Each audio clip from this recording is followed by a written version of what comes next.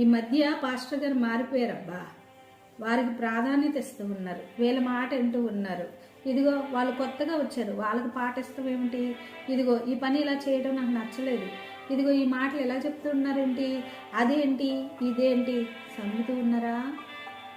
ఏవైనా ఉంటే దైవజనునితో విధేయతగా క్రమముగా లోబడి, దైవజనునికి కాదు, దైవజనునిలో ఉన్నటువంటి అభిషేకమునకు లోబడి చక్కగా మాట్లాడి మీ అభిప్రాయాలను తెలియచేయండి. అంతేగాని సనుగుతూ గొనుగుతూ ఏది చేసినా తప్పే అని తప్పులు పట్టుకుంటూ ఉంటే, మొదటి కొరింథీయులకు రాసిన పత్రికలో 10వ అధ్యాయం 10వ వచనంలో మీరు సనగకుడి, ఇశ్రాయేలీయులలో కొందరు సనిగి సంహారకుని చేత నశించిరి అని వ్రాయబడి ఉన్నది. కాబట్టి సనిగి గొనిగి శాపమును కొని తెచ్చుకోవద్దు.